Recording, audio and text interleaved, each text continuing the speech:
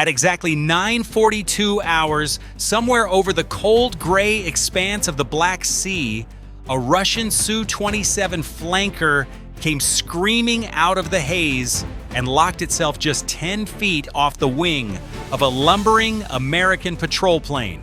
10 feet, closer than the length of a car, at a combined speed that would turn the smallest mistake into a fireball over international waters. First he came in fast, closing like a missile, then he bled off speed, slid into tight formation just 10 feet off the wing, and did something unthinkable. He rolled his fighter, a full barrel roll, directly across the nose of the US aircraft, dragging a wall of invisible turbulence behind him powerful enough to flip a plane worth $290 million into an uncontrollable spin. The Russians believed they had just triggered the intimidation of the century. But here's the twist. The Americans never fired a shot. Not one. Instead, they reached for a firewall and a weapon you cannot see. And in less than 30 minutes, they turned that Russian pilot's arrogance into a technical malfunction he would have to explain back home. How does an unarmed reconnaissance plane humiliate one of the most agile fighters on Earth? Let's break it down. The Black Sea is not just water. It is a strategic choke point where international shipping lanes, via the arteries of trillions of dollars in global trade, cut straight through the heart of Russia's geopolitical ambitions. Whoever controls the airspace here controls the leverage. On this routine patrol, a US Navy P-8A Poseidon cruised at 10,000 feet, its advanced sensor suite quietly recording every ship and aircraft moving through international airspace. The crew wasn't there to provoke. Their mission was simple: monitor, document, and guarantee freedom of navigation for everyone. But Russia decided to answer that presence not with a diplomatic note, but with a violent challenge from the ski. This was classic gray zone aggression. Pressure applied just below the threshold of open war, designed to make the other side blink. The Russian strategic calculus was straightforward: send a flanker to crowd the slow, unarmed Poseidon, rattle the crew, and force them off their predetermined track, surrendering control of the airspace without a single round fired. To Moscow, it was asymmetric warfare on the cheap, a fast, agile fighter against a defenseless patrol plane. And on paper, the Su-27 was a monster. Mach 2 class speed, raw maneuverability, a true symbol of Russian air power. Moscow was confident because they believed they were bullying a single isolated aircraft. They were about to learn that the Poseidon was never alone. At 09:48 hours, the Poseidon's sensors caught it first. A target closing fast out of Crimea, accelerating hard, flight path locked dead straight on the American plane. No radio call, no warning on the emergency frequency, just a Su-27 flanker punching through the air at over 500 knots. It came in at over 500 knots, closure screaming towards 600, then bled that speed off, slid into close formation, and snapped into that violent barrel roll just 10 feet from the Poseidon's nose.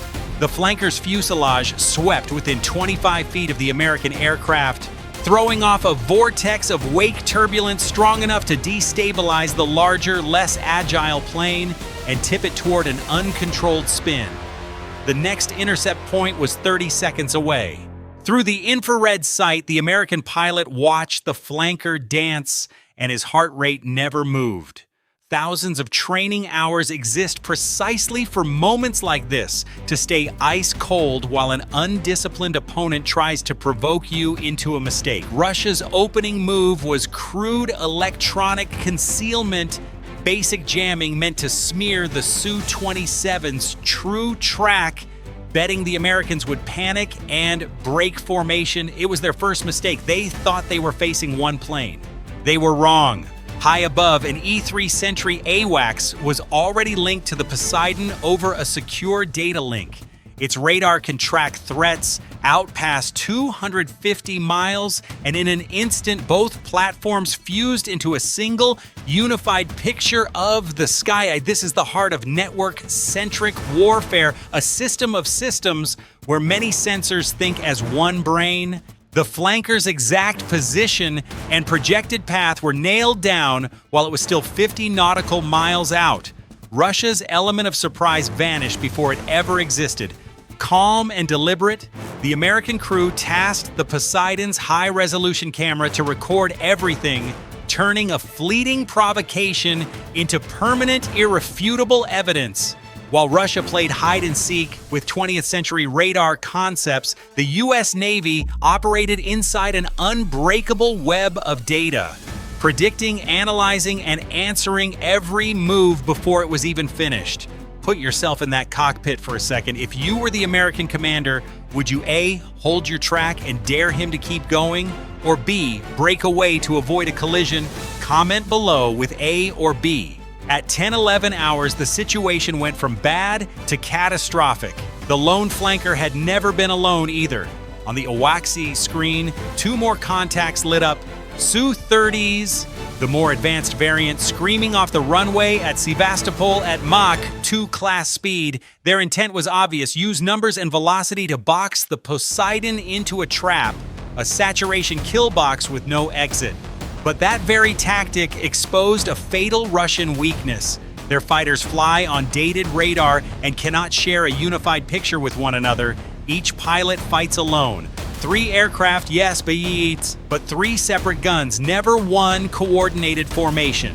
The American answer came instantly. 200 nautical miles away, the carrier USS Dwight D. Eisenhower launched 2 F/A-18E Super Hornets. They tore across the sky at Mach 1.2, but here's the genius of it. Their radars stayed silent. Linked into the same network as the Poseidon and the AWACS, the Super Hornet pilots could see the flankers through someone else's eyes, striking from the shadows without ever revealing their own position. Their AIM-120 missiles reached past 100 nautical miles, double the range of Russia's best. It was an ambush the Russians couldn't even detect forming.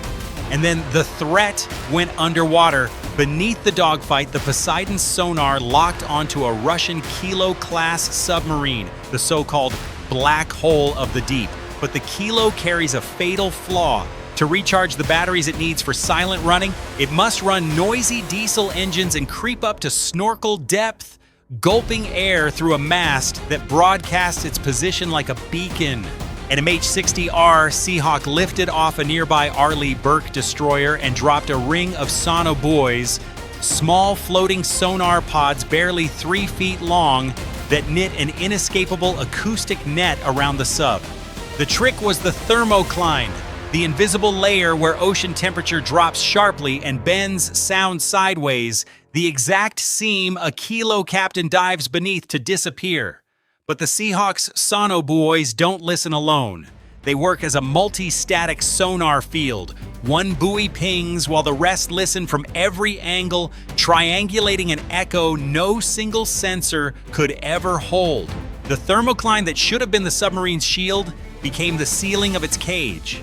In the back of the Poseidon, the acoustic operators never raised their voices. They read the waterfall display the way a cardiologist reads an EKG. Flat, methodical, certain. For the crew sweating inside that steel tube as the pings closed in, there was no maneuver left, only the choice between surfacing and surrendering the secret of where they were. The Russian captain, certain he was an unseen observer, was now the one being watched, tracked, and targeted. Not a shot was fired, but the message was undeniable. The United States owned the water as completely as it owned the sky. 3 domains, 1 chessboard, beach, air, surface, and the deep, and every Russian piece was already pinned. Quick gut check. Do you think a single Kilo submarine ever had a real chance against a P-8A and a Seahawk working together? Let us know in the comments. At 10:28 hours, the lead Su-27 pilot played his last card, and it was a purely electronic one. He flipped on his fire control radar and locked the Poseidon. In the language of air combat, that's the equivalent of pressing a loaded gun against someone's chest. A signal that a missile launch could be one breath away. At the same instant, the flanker began pumping out raw jamming. A crude flood of electronic noise meant to blind the American sensors and finally scare the patrol plane into running. It was a desperate move, and it backfired spectacularly. The moment that Russian signal touched the Poseidon, its new generation ALQ-249 electronic warfare system woke up. This isn't just a jammer, it is a digital god of war. It didn't merely block the incoming noise, it captured it, amplified it, and threw it back down the Russians' own throat in a brutal counterstrike. The system wove a precisely engineered wall of false energy and dropped it straight over the flanker's mind. What the Russian couldn't grasp was that the ALQ-249 wasn't just shouting back louder. This is cognitive electronic warfare, a system that listens to an enemy emitter, learns its rhythm in milliseconds, and tailors a custom counter waveform built to defeat that one specific radar. Every pulse the flanker fired only fed the machine more data to turn against him. It even harvested his side channel emissions, the faint, unintended energy leaks every electronic system bleeds off. To fingerprint his hardware in real time, he was, in effect, tutoring his own executioner. The harder he pushed, the smarter the wall in front of him became. On the Russian pilot's radar, the single clean target he'd been hunting simply vanished, replaced by hundreds of phantom contacts, a digital hallucination blooming across his screen. His entire window onto the battlefield went useless in under a second. Heavy jamming, his voice cracked through the static. Lost target lock, screen full of false contacts, request instructions.